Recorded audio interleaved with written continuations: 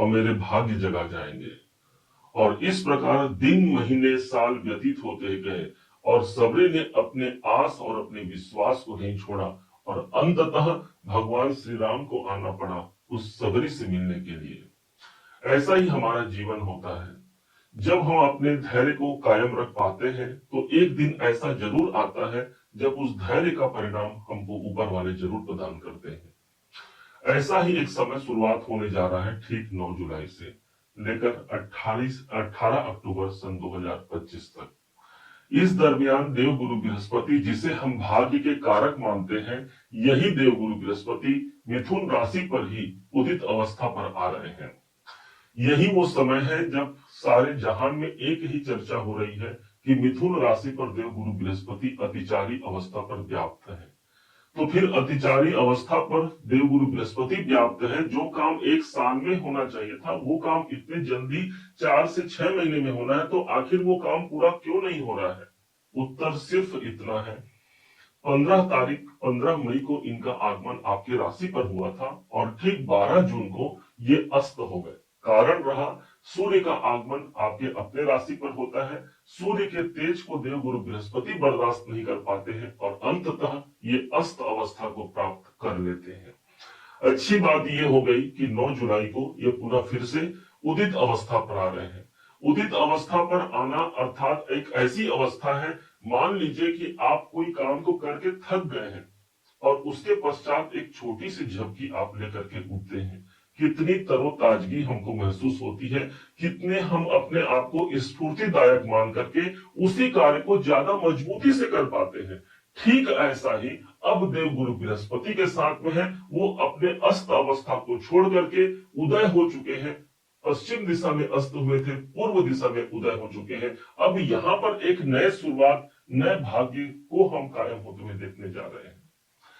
माना जाता है कि कर्मों के संग भाग्य का साथ होना जरूरी है और यहाँ पर कैसे शनि देव की कृपा भी हमको मिलने जा रही है वरदान के रूप में। इस बात को समझिएगा, कुल 4 भविष्यवाणियां हम लेकर के आए हैं इन संयुक्त गोचर के आधार पर और देवगुरु बृहस्पति के भाग्य उन्नति के आधार पर कौन कौन से कार्य हमारे सिद्ध होने जा रहे हैं, समझिएगा जरूर। सबसे बड़ा प्रमाण, आपके अपने राशि पर देवगुरु बृहस्पति व्याप्त है।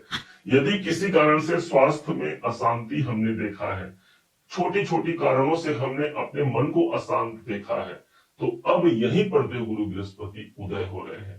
अर्थात सबसे अच्छा जो शुभ प्रभाव मिलेगा वो एक अच्छे हेल्थ की प्राप्ति हम कर पाते हैं। लगन जिस समय पर मजबूत हो गया, अर्थात आपके अंदर कॉन्फिडेंस की वृद्धि होना है। एक नए दायरे की शुरुआत हम कर सकते हैं।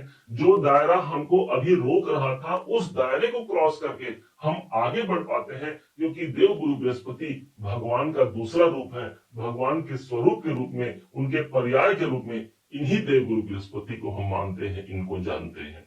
अर्थात पहला प्रमाण, हमारे लग्न की मजबूती हमारे अंदर विद्यमान रहेगी। अर्थात हम पर स्वयं पर देवगुरु बृहस्पति इस समय पर सबसे ज्यादा प्रभावी रहेंगे। सौभाग्य की प्राप्ति यही देवगुरु बृहस्पति कराते हैं जब लग्न पर उपस्थित होते हैं।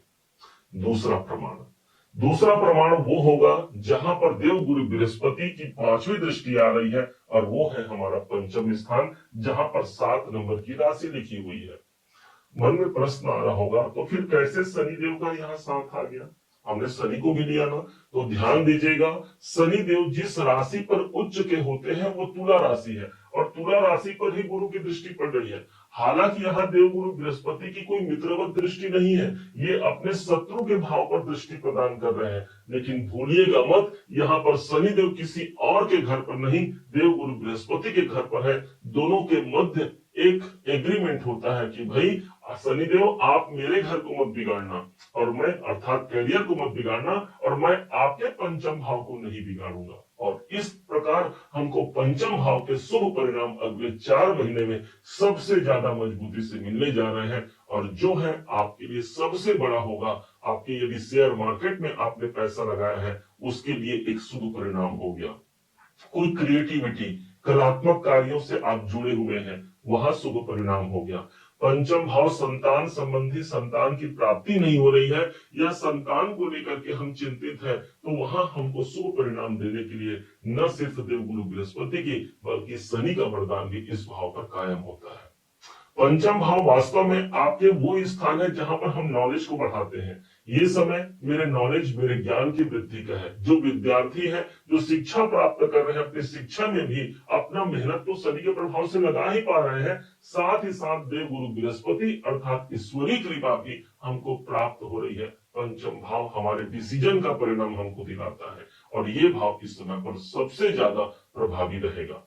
वास्तव में पंचम भाव हमने जो प्रारब्ध में कर्म किया है उसके आधार पर हमको रिजल्ट देता है। हमारे कई प्रकार के दुख तकलीफ जो हमको प्राप्त होते हैं वो प्रारब्धों के कर्मों के अनुसार प्राप्त होते हैं। कहा गया है पूर्व जन्म कृतम पापम व्याधि रूपेण बाधते। यदि किसी कारण से हमको पूर्व जन्म के कोई काम है, कोई कर्म है, उसके फलस्वरूप हमको आज तकलीफ मिल रहा है, तो समझिए यहाँ पर गुरु का वरदान मिल रहा है। जो गंगा जल के समान पवित्रता रखती है वो गुरु की दृष्टि हमको प्राप्त हो रही है। अब दूसरे परिणाम की बारी है, समझिएगा। और वो दूसरा परिणाम हमको मिलता है ठीक वो स्थान जहां गुरु की 7वीं दृष्टि पड़ रही है सप्तम भाव पर, और वहीं पर शनि की 10वीं दृष्टि पड़ रही है ठीक सप्तम भाव पर। अर्थात सप्तम भाव इस समय पर जागृत हो गया। द्विगोचर सिद्धांत के अनुसार जब भी गुरु और शनि जिस भाव पर अपना प्रभाव देते वो घर जागृत होगा, उस घर के परिणाम हमको फलीभूत होंगे। अब सप्तम भाव आपका बिजनेस हो गया। बिजनेस के लिए यहाँ पर एक शुभ परिणाम हमको देखने को मिल सकता है। हो सकता है हमने कोई डील किया है, डील कैंसिल हो गया। हमने किसी से कोई अप्लाई किया है अपने वहां पर काम को आगे बढ़ाने के लिए, वहां कैंसिल हो गया। तो ये एक ऐसा समय है जहां पर हम उस नए कार्य की शुरुआत को आगे बढ़ा सकते हैं। कोई नए क्लाइंट की तलाश कर रहा है तो हाँ, शनि और गुरु का प्रभाव आ रहा है, नए क्लाइंट से हम जुड़ पाते हैं। विवाह की संभावनाओं की कोई तलाश कर रहा है तो हाँ, सप्तम भाव इस समय पर जागृत है। एक सही जीवन साथी और जीवन संगिनी का हमको प्राप्ति होना यहाँ पर लाजमी बनता है। न सिर्फ आपके लिए, यदि आप शादीशुदा हैं, विवाहित हैं, तो आपके जीवन साथी या जीवन संगिनी को भी यहाँ पर शुभ परिणाम मिलेंगे, क्योंकि सप्तम भाव जागृत होगा तो आपके पार्टनर को ही तो शुभ परिणाम यहाँ पर प्राप्त होगा ना। अर्थात पार्टनर के लिए भी एक अच्छा परिणाम यहाँ प्राप्त होने जा रहा है। ये स्थान जब जागृत होगा अर्थात हमारे मित्रों का इस समय पर सपोर्ट लिया जा सकता है। धीरज धर्म मित्र अरु नारी, नारी कहा गया है आपद काल पर रखिए जारी। मित्र और नारी का सपोर्ट लेकर के इस समय पर हम ज्यादा अपनी किस्मत को आगे बढ़ा पाते हैं। अब अगला घर, और वो है भाग्य का घर। सबसे बड़ी बात हो गई, देव गुरु बृहस्पति की जो 9वीं दृष्टि है वो भाग्य के घर पर चल रही है, जहां पर 11 नंबर की राशि लिखी है। अब वहीं पर शनि देव इस समय पर ठीक मिथुन राशि के 10वें भाव पर वक्री चलेंगे। वक्री का तात्पर्य ये हो गया कि इनका प्रभाव एक घर पीछे भी चलेगा, और इसके प्रभाव से भी यहाँ पर शनि देव का प्रभाव आ गया। और ठीक 13 जुलाई से इसके प्रभाव सबसे बड़े मजबूती से मिलेंगे जो विद्यार्थी हैं, जो उच्च शिक्षा प्राप्त कर रहे हैं या फिर जो विदेशों में जाकर के अपनी शिक्षा प्राप्ति कर रहे हैं, वो इस समय पर ज्यादा अपना ज्ञान बढ़ा पाएंगे, ज्यादा अपनी शिक्षा की सफलता को प्राप्त कर पाएंगे। मन यदि भटक रहा था तो गुरु की दृष्टि आ रही है। इस मन को बड़े ध्यान से समझिएगा। ये मन बड़ा चंचल है, कैसे तेरा भजन करूं, जितना इसे समझाऊं उतना ही मचलता है। तो ये मन का तो कार्य है ना, एक जगह हमको स्थिर रहने नहीं देगा।